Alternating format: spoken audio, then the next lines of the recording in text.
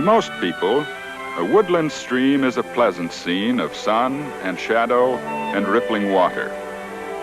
But to an angler, it is a community of many forms of life, all centering, in his mind at least, on the most beautiful and aggressive of freshwater fish, the trout. In this stream, there is a pool where a certain rainbow trout lives, a 6-pound rainbow that rose to one of the flies I drifted across her feeding area. I beached the exhausted fish and sat on the bank to admire my catch. My thoughts turned to the hazards of a trout's existence and the instinct for survival that until now had protected this trout during her long life.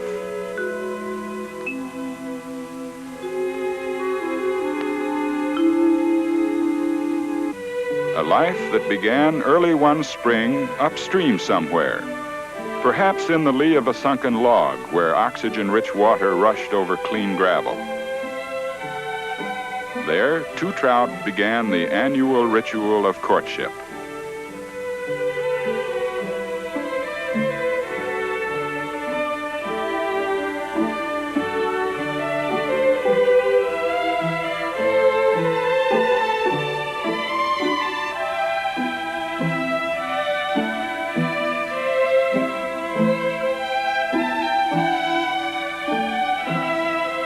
The male, hook-jawed and battle-scarred, would have hovered near the female.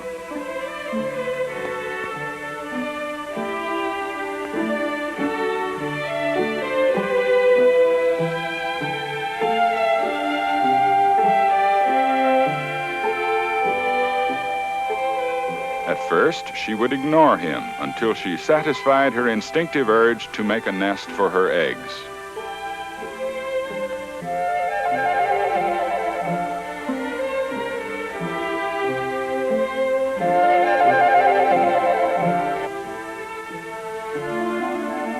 At the climax, the female would release 1,000 eggs or more, with the male straining at her side to expel a cloud of sperm.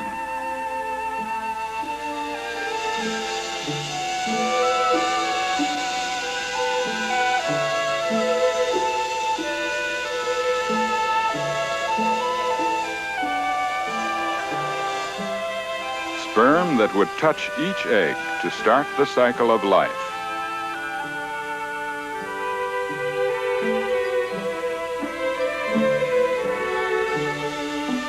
The female would scatter more gravel over this new generation of trout, then abandon them to the stream.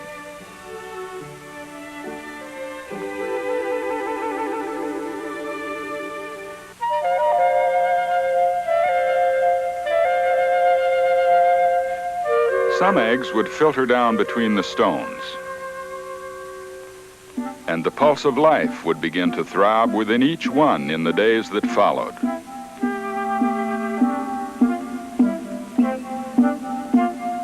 As the little fish took form, the unremitting effort that survival demands began in a prolonged struggle to break out of the transparent shell.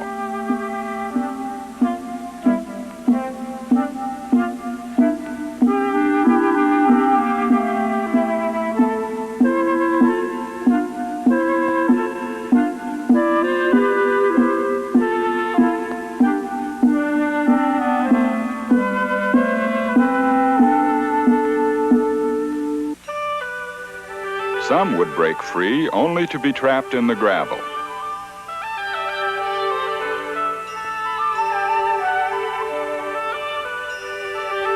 Others, yet unable to swim because of the yolk sac that nourished the newly hatched fish, would escape the nest to be swept about and destroyed by the swift current.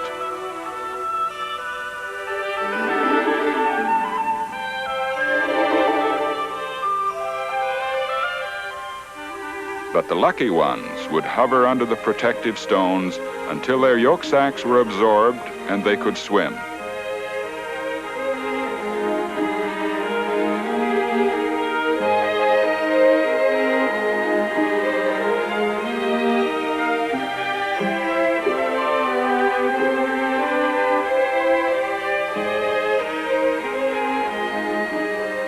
one of the many that slipped out of the gravel and into the stream would grow to be the great trout gasping in my hands.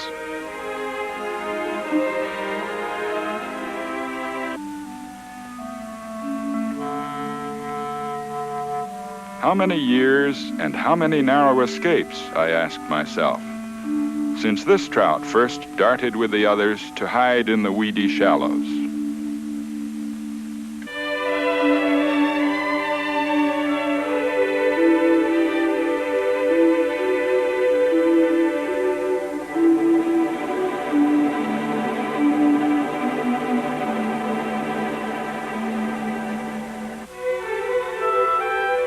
The first brush with death may have happened when it reached the apparent safety of tangled roots along the shore, for water scorpions would be there among the roots, waiting to strike at the young fish.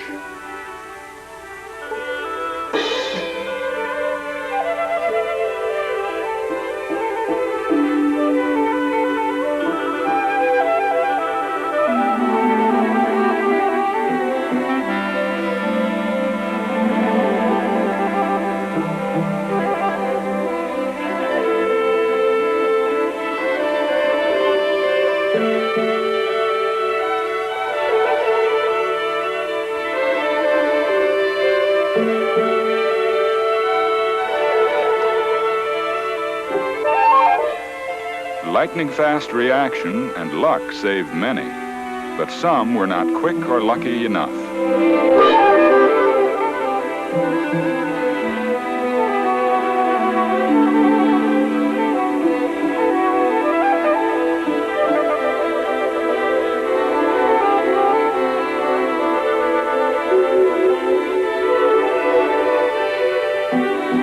Hundreds of the young trout would die in the grip of water scorpions and other insects. Their number would shrink in the months that followed as various predators fed on the school.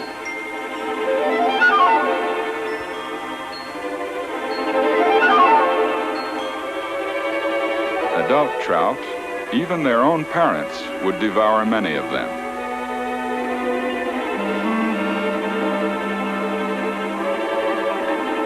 But some trout would live to face other dangers. Dangers that threatened from the world above the surface as well as below.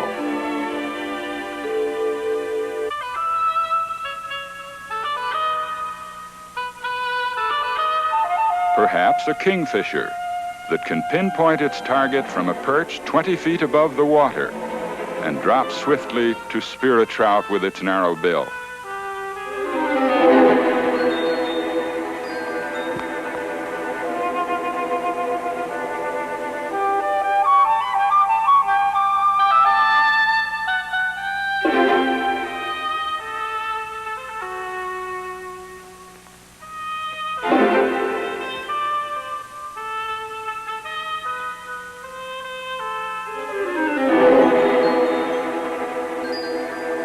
But not every dive is successful. And if my trout was the target, it avoided the sharp beak and managed to swim away.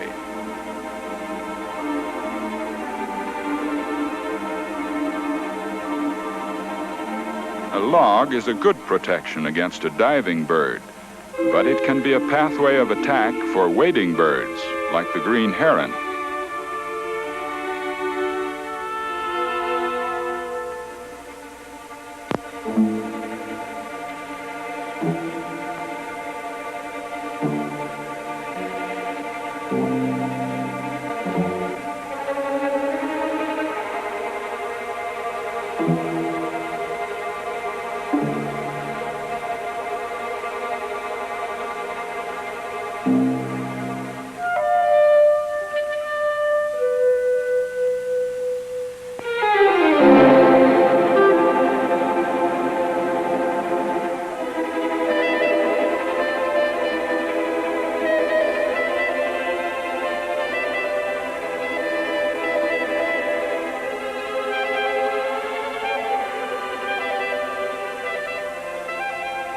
One by one, they disappear.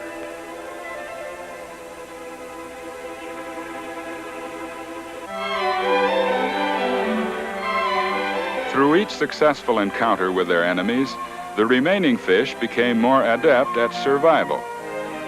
As they grew too big for one kind of predator, they became prey for others.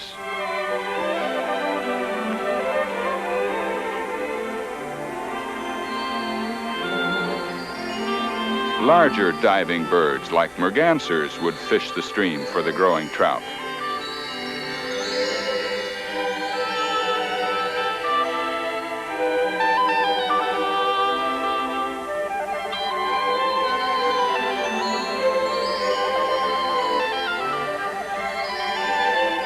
Some of the trout would be strong enough to break the merganser's hold.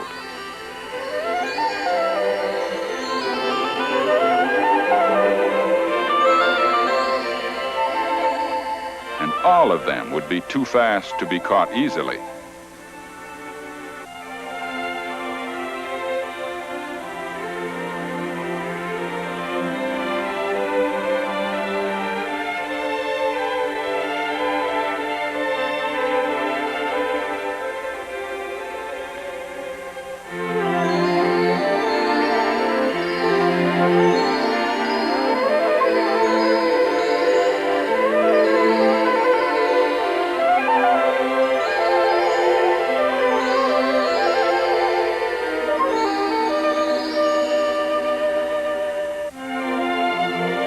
But the ducks would manage to satisfy their hunger, and there would be fewer trout.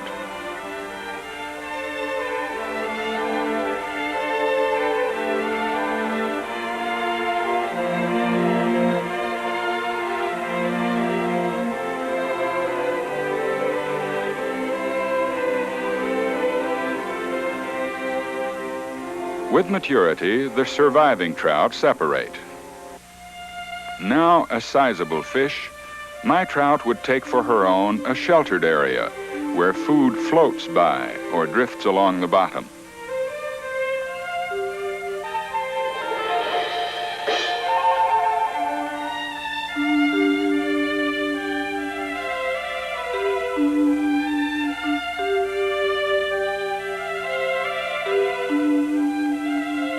It may have been at this stage in her life that the inexperienced trout first saw a baited hook.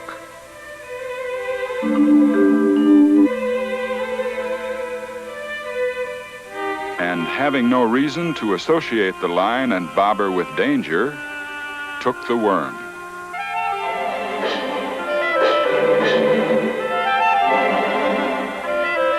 In her frantic effort to escape, she broke the fisherman's line.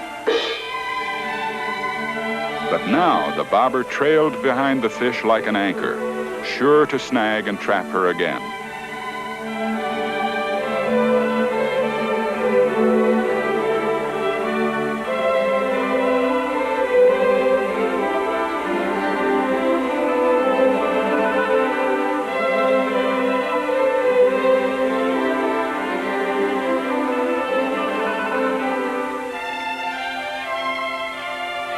As I imagined this hopeless situation, I thought of one enemy of the trout that might have influenced the outcome: the otter.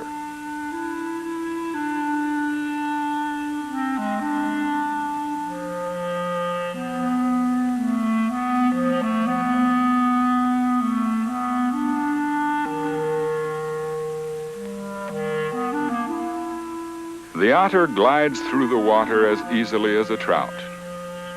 Except for its need to come to the surface for air, it is as at home underwater as any fish.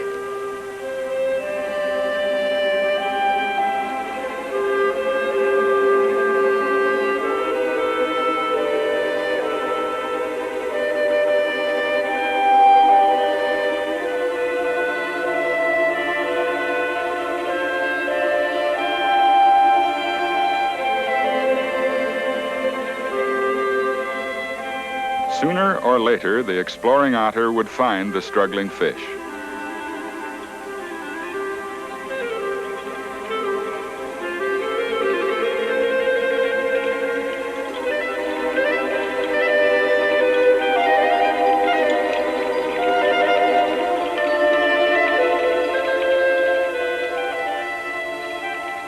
But when he grabbed the trout at last, he tore the line free of the roots, and in a final desperate effort, the trout broke the otter's hold.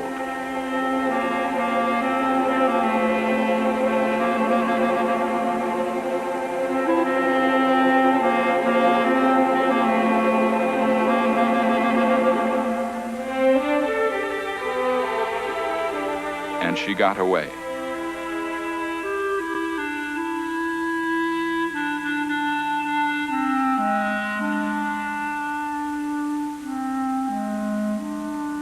Leaving to the otter the smaller fish of a later generation.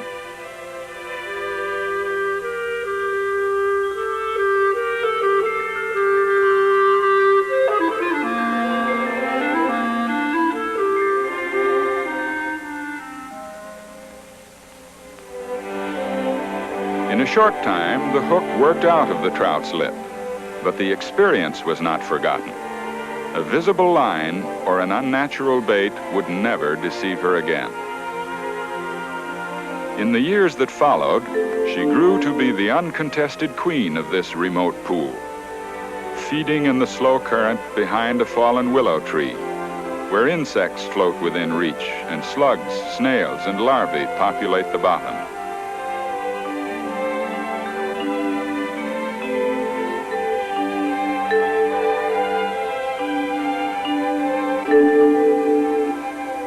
That's where she was feeding a few years ago when I fished this stream for the first time.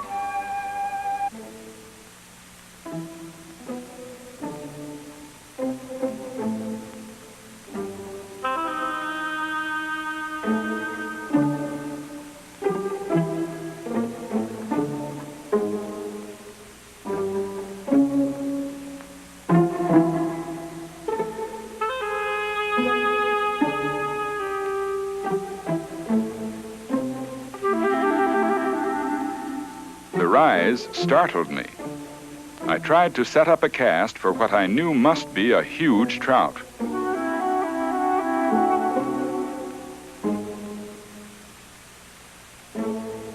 But it didn't end quite the way I had planned it.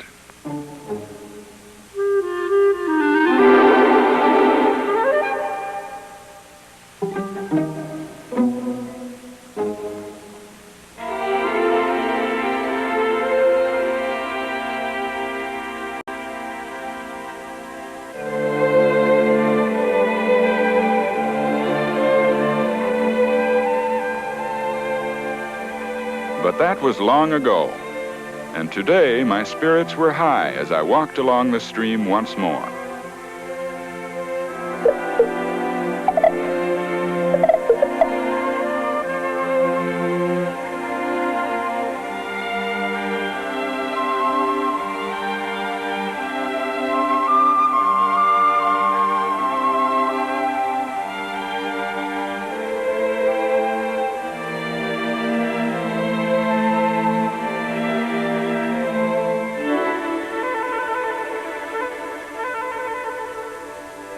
The inhabitants of the stream side that I saw along the way brought to mind the words of Isaac Walton. "I will walk the meadows," he said, "by some gliding stream, and there contemplate the lilies that take no care, and those very many other living creatures that are not only created but fed, man knows not how, by the God of nature."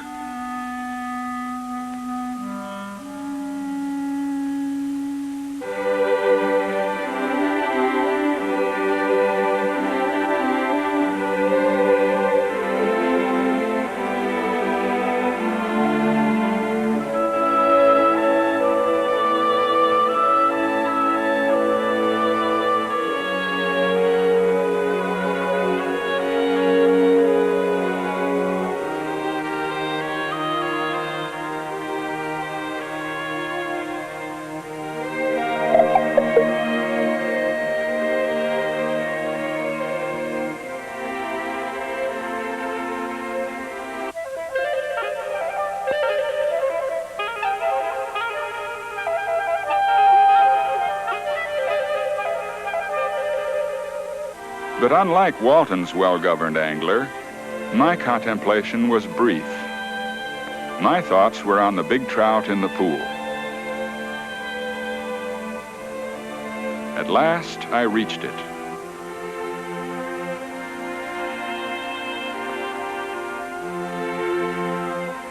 And there by the fallen willow was a ring in the water. The trout was still there and feeding. It didn't take long to find the cause of the trout's activity. A mayfly hatch was on.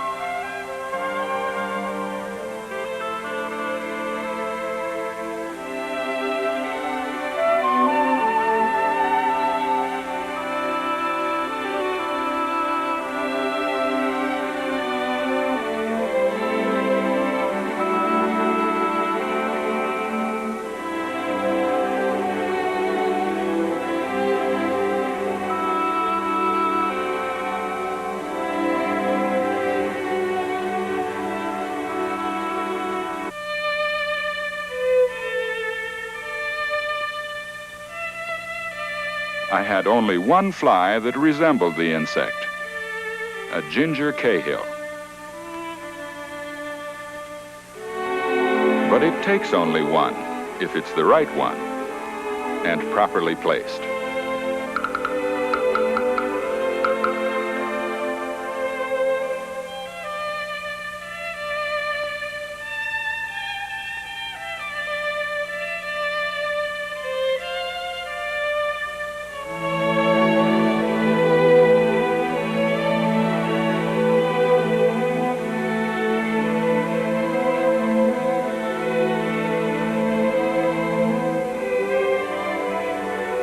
There wasn't another fly in the whole box that looked anything like the mayflies hatching on the water.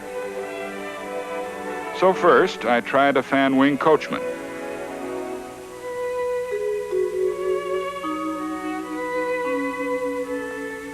Then I tied on a goofus bug.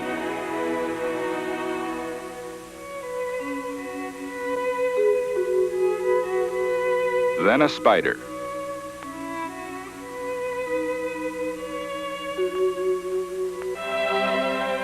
Half a dozen flies later, I hadn't had a rise. Yet there was the trout, still feeding on the little mayflies.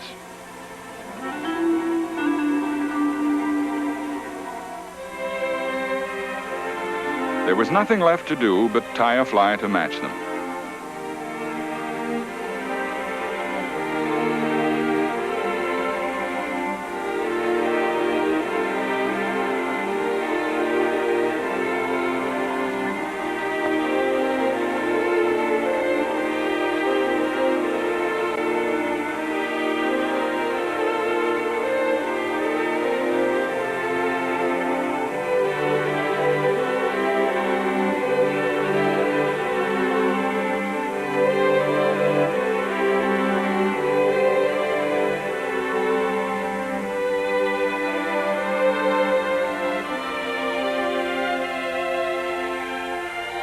I clamped a number 12 hook in my fly tying vise and tied on a wisp of hackle for the tail.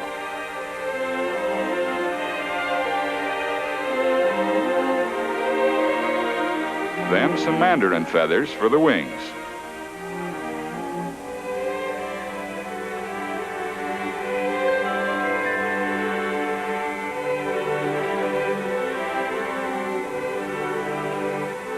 I finished the fly with several turns of yarn and tied it off.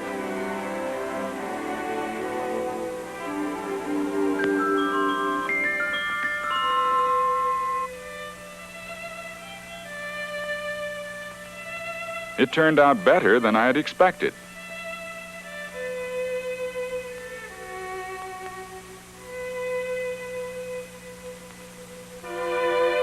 Now I took care to watch my back cast.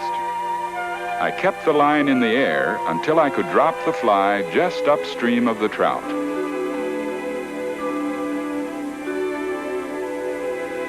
It was the right fly in the right place.